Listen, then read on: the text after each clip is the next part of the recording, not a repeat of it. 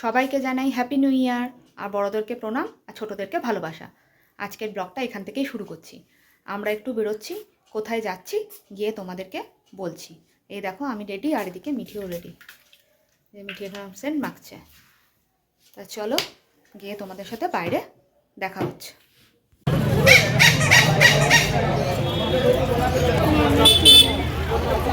আমি তুই আর কি, পাপাও আছে। আমি তুমি মা। দেখতে পেলে আমরা কোথায় এসছি? আমরা এসছি হলো কি কাকুরগাছি, মানে ঠাকুরের এখানে অস্থি রাখা আছে। আর এখানে কবে থেকে ভাবছিলাম আসবো। এর আগে আমি 4বার মতন এসছি, কিন্তু সেইভাবে ঘুরে ভালো করে দেখার মতন সময় হয়নি, বা এমন পরিস্থিতিতে এসছি যে ভালো করে ঘুরবো দেখবো সেটা করা হয়নি। এখন এসছি আমরা গাড়িটা পার্কিং করে এবার যাব একটুখানি ভেতরটা ঘুরবো। আর অনেক দিন ধরেই না মনটা খুব ঠাকুর করছিল যে একটুখানি ঘুরে আসি। কবে থেকে শুভ্রজিৎকে বলছি চলো না, যেহেতু 1 জানুয়ারি আজকে কল্পতরুর উৎসব, সেজন্য আজকে কোনো বাধা বিঘ্ন নেই। আজকে হ্যাঁ টাইমে খেতে হবে, টাইমে ঘুরতে হবে, টাইমে বন্ধ হয়ে যাবে, সবই জানি, কিন্তু অতটাও বাধা ধরা নেই। সেজন্য আজকের দিনটাই একদম ভালো সময় যে ভালো করে ঘুরে এখানে সময় কাটানো যাবে। ভেতরে ঢুকছি আর খুব ভালো গানের শব্দ পাওয়া যাচ্ছে, মহারাজরা গান করছেন। সেজন্য না মনটা খুব ছটপট করছে, ভাবছি যে আরও তাড়াতাড়ি এলে ভালো হতো, কিন্তু দেরি হয়ে গেছে এতটাই। আর ওদিকে মন্দিরটাও বন্ধ হয়ে গেছে, মনে হচ্ছে 4টের সময় খুলবে। আমরা একজনকে মহারাজকে জিজ্ঞাসাও করলাম, বললো 4টের আগে আর খুলবে না। তো তখন পুজো হবে, তখন আবার তারপরে তো সন্ধ্যা আরতি হবে। তা চলো আমরা এখানে একটু প্রণাম করে নিই।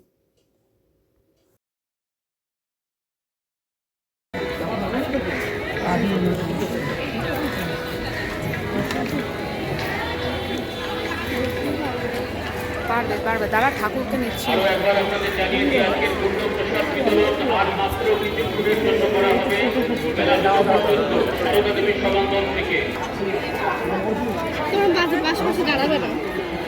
এই যে আমরা 3জন দাঁড়িয়ে আছি আর ঠাকুরের কাছে অনেকক্ষণ দাঁড়িয়ে এবার শুভ্রজিৎ বলছে চলো দেখে আসি মানে কি প্রোগ্রাম হচ্ছে। সেজন্য আবার একটু ওদিকটা যাব।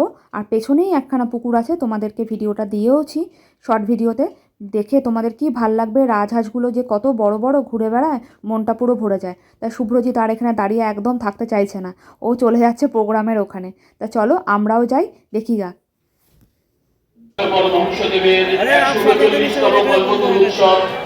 মহাসমারোহে পালিত হচ্ছে জগদ্ধার মঠের বিবেকানন্দ সভাঙ্গনে।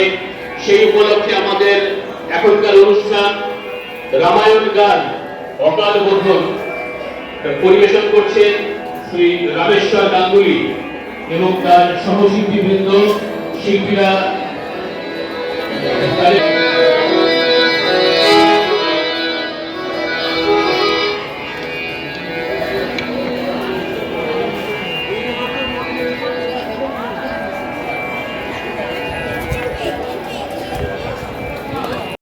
ওখানে প্রোগ্রামের ওখানে কিছুক্ষণ দাঁড়ালাম, বসার জায়গা মোটেও পেলাম না।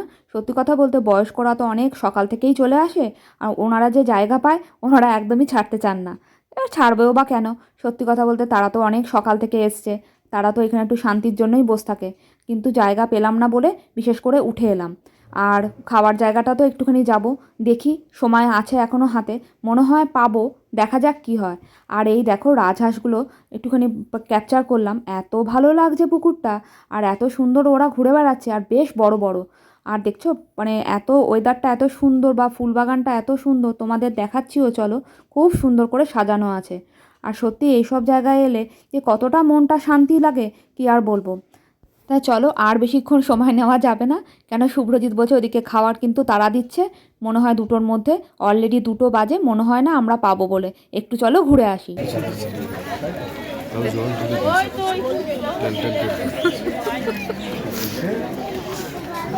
তাহলে প্রসাদটা পেয়েছি, এটা আমাদের ভালো।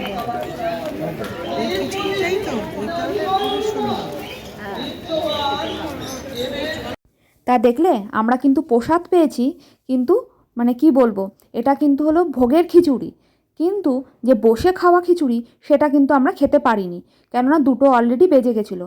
মহারাজরা নিজে এসে দাঁড়িয়ে পড়েছিল, আর সেজন্য আমরা পাইনি। কিন্তু ভাগ্য ভালো যে আমরা পেয়েছি হলো গিয়ে মানে 4টের সময় আবার লাইন দিয়ে খিচুড়ি পেয়েছি।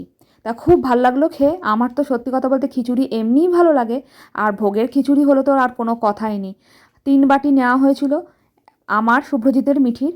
ওদের 3জনেরটাই আমি খেয়েছি, কিন্তু মিঠি খেয়েছে একটুখানি, আর শুভ্রজিৎ একটু প্রণাম করে খেয়েছে।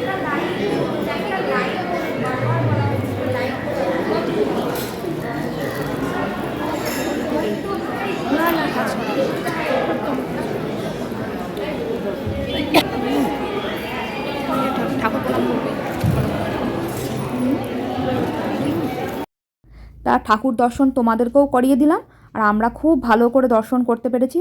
আর শুভ্রজিৎ ওকে জানলা দিয়েই দেখে নিয়েছে, ও জুতো পরেছিল বলে আর ঢুকলো না। আর জুম করে ভালো করে ভিডিওটা করতে পারিনি, তখন এতটাই ভিড় ছিল, আর ঠাকুরটা প্রণামও করছিলাম, সেই জন্য ভিডিওটা ভালো করে করতে পারিনি। তাই আমাকে তোমরা ক্ষমা করে দিও। আর শুভ্রজিৎ ঢোকেনি, ও বললো আমি ভিড় ভাড়ের মধ্যে যাব না, আমি এখান থেকেই প্রণাম করছি। এক মহারাজকে ডাকতে বলতে নি উনি না এমনিই চলে এলেন, এসে জিজ্ঞেস করলো তোমার কী চাই, কী হয়েছে বলো। তাই শুভ্রজিৎ বললো ঠাকুরের পায়ের একটু ফুল পাওয়া যাবে। উনি ঠাকুরের পা থেকে বা হাতের থেকে আমাদেরকে একটা পদ্ম ফুল নিয়ে এসে শুভ্রজিতের হাতে দিল।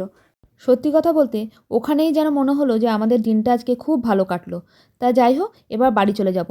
আর ঠাকুর দেখাও হয়ে গেছে, ভোগ খাওয়াও হয়ে গেছে, যেটার জন্য এসছি। আর এই দেখো, এটা হলো লেক টাউন।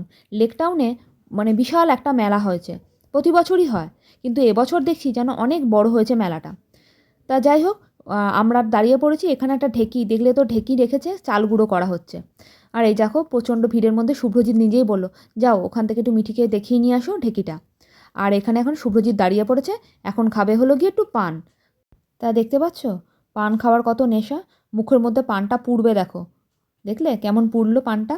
তা যাই হোক, এখানে দাঁড়িয়ে দাঁড়িয়ে একটুখানি ঠান্ডার মজা নিচ্ছি, আর এদিকে চারিদিকে একটু মেলাটাও দেখে নিচ্ছি।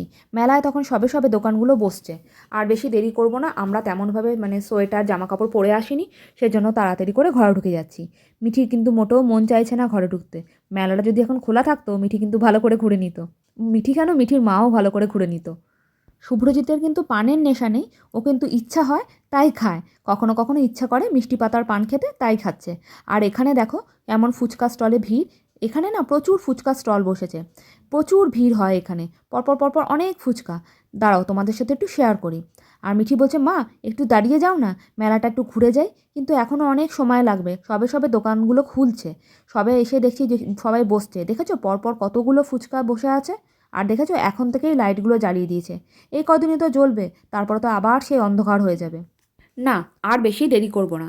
বলতে বলতে শুভ্রজিৎকে দেখে আমাদেরও পান খেতে ইচ্ছা করলো, তাই মিঠি আর আমি আরেকটা পান নিলাম, নিয়ে দুজনে হাফ করে খেলাম। তা যাই হোক, তোমরা 1 জানুয়ারি কে কেমন করে কাটিয়েছো অবশ্যই কিন্তু কমেন্ট করে জানিও। আর আমার ব্লগটা কেমন লাগলো সেটাও কিন্তু জানাতে ভুলো না।